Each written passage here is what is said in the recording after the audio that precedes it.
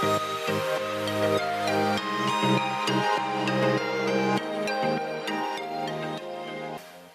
I'm Danny from the Honey Pop, and today we are talking with Hayden Joseph, an on the rise country star, recently celebrating the release of your latest single, Outs. Congrats on that. So we're going to, of course, start with the heavy hitting questions. As an artist, what was the defining moment that you knew you wanted to make this your career? Yeah, so I think it was a slower moving process for me than it is for a lot of artists. I wasn't the kid who said, from 5 years old, like, I'm going to Right. be a singer. I've always had a pretty level head and a relatively risk averse mentality, I guess. So I always sang and wrote songs throughout my entire life. But went to college, had a corporate job after school in New York, and it was when I started working in that corporate job. I was a strategy consultant. I didn't have time for any sort of creative outlet. So for the first time in my life, there was no singing, there was no writing, I ultimately realized that I couldn't handle completely cutting that out of my life the way that I had. And so gradually started easing back into it. I took a job at a record label on their strategy and business development team, working on the business side of the music industry. That was kind of when I realized how not easy, but how accessible it was for independent artists to start releasing music now. I don't think people that of music realize how at least accessible it is to put music out. It is very competitive to have music succeed, but it is very accessible to put music out now. And I didn't realize that until I started working there. So then I was like, I want to set a goal to record an album for myself and take the songs I've been writing for decades and, make something of them. And gradually the goal of originally like, let's do a couple singles became, let's do an album became, let's do multiple albums became, let's move to Nashville. And here we are. That is awesome. Quite a road, honestly. That's the perfect way to get into things, though. Dip your feet in, continue testing waters. I'm not one to make rash decisions. I can tell you a glamorous story of like, oh, you know what? I decided one day I had this epiphany moment. That's just not what happened. Yeah, hey, everybody's story is different. I love it. So with your music, you have some awesome, really deep lyricism. Can you tell us a bit about your writing process? Yeah. So for me, the people that I grew up, I was lucky enough to, be like a teen between middle school and high school when Taylor Swift was first coming out in the 90s. I was born in the mid 90s. So I grew up on Shania Twain, Garth Brooks, those type of artists. So I feel like I was fortunate enough to see some of the best songwriters, both in terms of melodic and sonic diversity, as well as lyricism as I was growing up. And those are the people that I really have channeled my entire life when I'm thinking about writing songs. The amount of times I think, how would Taylor say this is embarrassing. I think everybody thinks that.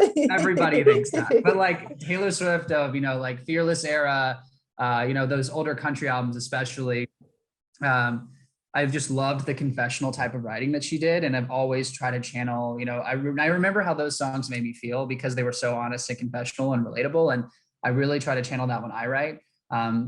Another thing is I'm really big on everyone's experience is unique, but some experiences are universal. And to me, when I write songs, I really try to toe the line of, you want things to be personal so they sound unique and different, but I don't really believe in writing songs that are just for me. That might be the strategy consultant to me talking, but I try to write things that I still see meaning in and are true to my story, but I apply to other people because things have happened to me that have not happened to other people. And you have to realize that music is supposed to be a process that brings people together and is a shared experience. And so that's what I really try to do when I write songs. Ironically, having a former career as a strategy consultant or on the business team, my job for several years, I got paid to take large data sets and large pieces of information and boil them down to bullet points. And that actually really helps. It really translates to songwriting because it's a very similar process for a very different purpose. We love relatable music, and that makes the most sense. So love that. And like you mentioned, you do live currently in Nashville, so you're in the music capital. What's your favorite thing about being there, and what about your least favorite thing about being there? Yeah, so I think Nashville is a great city. I actually went to Vanderbilt way back when. So I lived in Nashville when I was in college. So I knew the city really well when I came back. I will say the music side of the city is very different than the college side of the city. So I feel like I'm exploring a whole new city by living in a different neighborhood, in a completely different space. But all that being said, I think Nashville is a great city. I think as a musician, the difference in being here versus when I was making music in New York and releasing a lot of stuff from there is that it's just really accessible to collaborators here and to producers. It makes it so much easier to be so much more involved in the process. So with my first album, I found a lot of producers in Nashville because that's where the best country sounds are still coming from. I mean, that will always probably be the case, but I was in New York. And so I was going back and forth by email, recording remotely.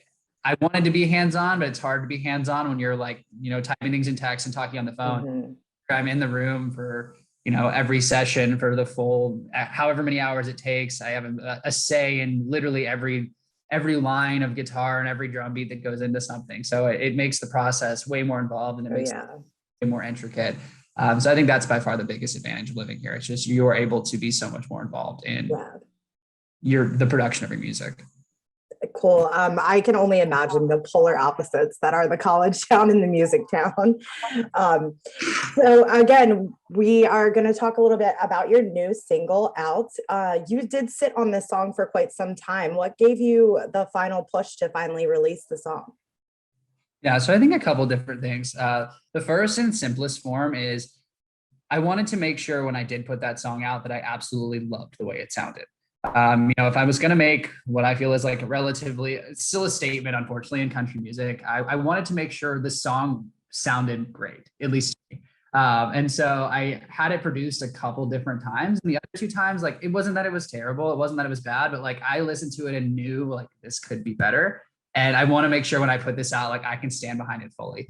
So for a couple of years that there was a hesitancy just because I didn't love the actual sound. And on top of that, this year, I really started posting TikToks about my story, about what I wanted for country music and about what I wanted for my brand. And the whole TikTok was basically like, country music needs to be open to slightly different stories. Country music needs to be open to slightly different sounds. And here I am sitting on this song that's like, be proud of who you are. And I'm scared to release it. So kind of when all of that really hit, that realized it was critical of me not to put that song out. And so I wanted to I found producers that I really believed in. And third time was the charm. I love how the song came out and just felt like it was the time to put it out. Awesome. We love how it sounds too. So you definitely did a good job with that. As you mentioned, you are in the genre of country. Has the genre always been welcoming to you? So I think country music is very much like country music is very much an establishment. It's very much a boys' club. I don't know as much to say that it's unwelcoming to me. I think that it is hesitant to embrace artists that are doing anything slightly different. And it always has been. I mean, you can look back, take my brand out of this. You can look back at, let's use Shania as an example. I love Shania Twain. But I mean, Shania Twain is one of the most successful artists in country music history. I mean, like by every number. And Nashville tried to tell her she was doing something wrong the entire 90s. So they've always been slow to embrace new trends, to embrace new artists, to embrace new styles, and they're usually wrong. So case, as I've been told by several people, you're a little bit too polished, some of your lyrics are a little bit too metropolitan, you're too emotional and too honest for a man. And I'm just kind of at the point where, I'm old enough and confident in myself to know this is what I want to say and this is what I want to sound like. And people seem to be listening now. So I prove that enough people are listening before they admit that they're wrong. Love it. Absolutely love it. So have you ever considered doing a different genre? And if so, what would it be and why? So I obviously have. I mean, country music is definitely not taking the easy route for this. What makes me really believe in country music and at least want to write country music is that country music still very much has a narrative approach to lyricism and songwriting. Country songs, for the most part, I think, still tell us a story with a beginning, middle, and end. It's a narrative arc. The structure of the song is fundamentally different than it is in pop music. My idols and the songs that I love are country songs with storylines. They might not be super country storylines about growing up in certain places or doing certain things, but it's just a story, an emotional. And that's what I learned and know how to write. And that's what I feel like my strength is in writing. That doesn't necessarily translate as well to pop music.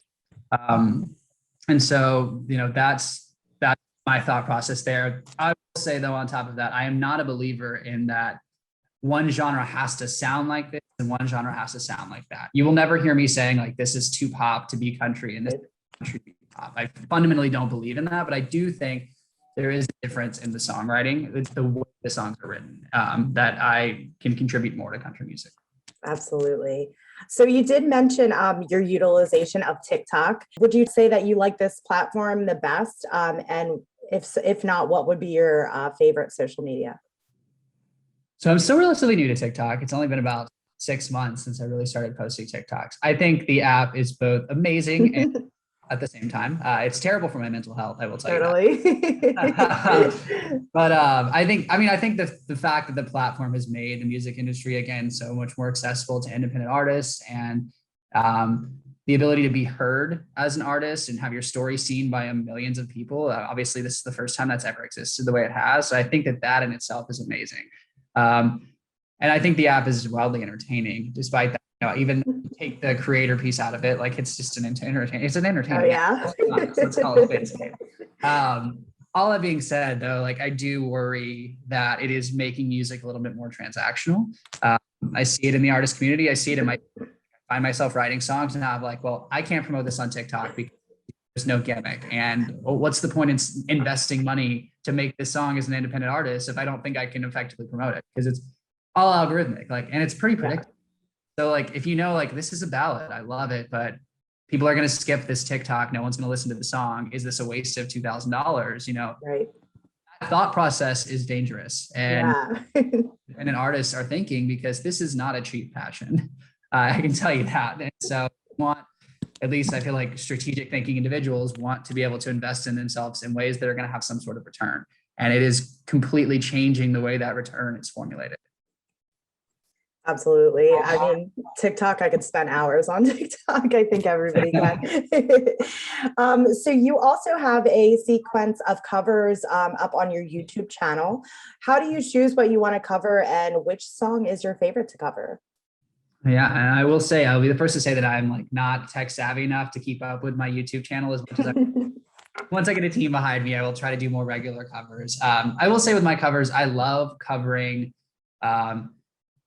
female musicians. I think that it's good for multiple ways. One, the majority of the musicians that I grew up idolizing were females. I don't really know why that is, but that's just the case. And when you do female musicians, you avoid any sort of karaoke comparison. So if I get up and sing a song by a woman from a different decade, I can do a little bit more with it and stay true to the song and not be called a karaoke singer, because they already changing the song enough to where people aren't making that assumption or that association. And so that's why I prefer to do it that way. And that's kind of what I think when I do covers of would someone in a bar be slightly impressed that I was willing to sing this song and also think that I sang it well because of this choice? And so I'll see me do a lot of 90s country females in particular. My favorite song to cover is probably "You Were Meant for Me" by Jewel. It's not such a good one. Love that song. And it's usually a crowd pleaser, even though it's kind of a downer. The 90s it's so good. The types of music that amp people up in the mid to late 90s is fundamentally different than what amps people up now. So you can get away with singing a ballad from that decade and people are like, oh. We love it.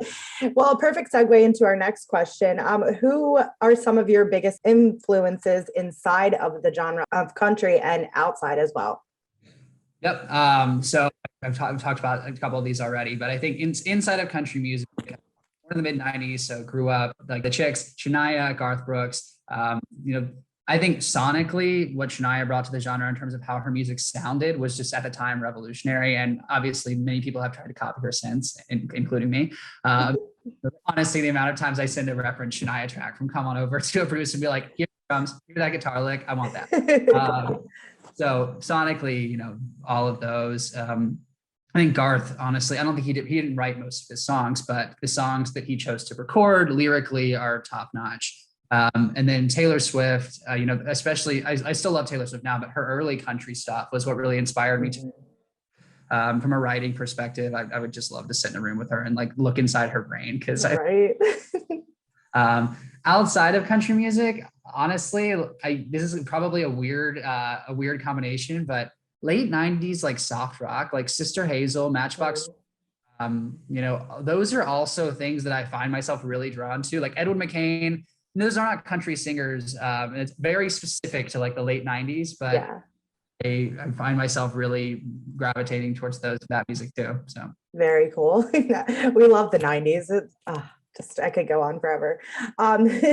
So you have a lot of fans that follow you, and what is some advice that you could give to them when it's in terms of becoming themselves and being themselves?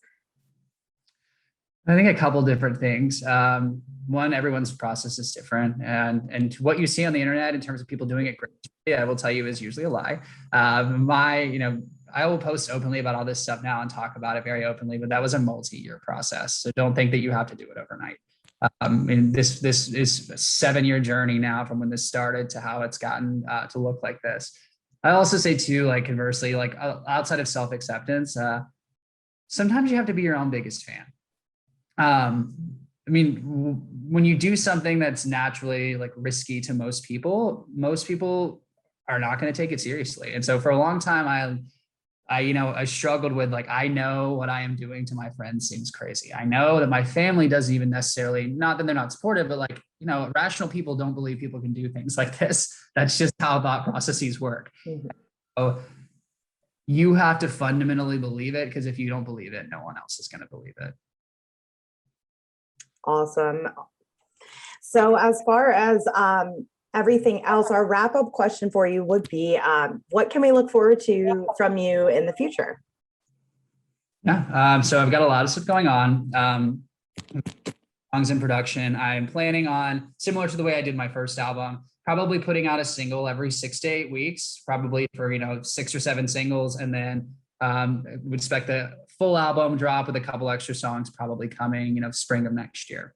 Awesome. You can look for a new track. I'm targeting end of July, early August. It's very summer themed, and this one will be very different from anything you've heard. It's very off-brand, I will say, and it's almost it's both almost making fun of country music and making fun of myself, because I've given this message of like, oh, I hate bro country, I hate songs about having fun and stuff, and then I went and wrote one. So I love it. There's still some elements of me in there, like poking fun at the fact that I'm doing it, and like also still, it's somehow both very country, but also very like subtly anti, like stereotypical country at the same time. Maybe I'm overthinking.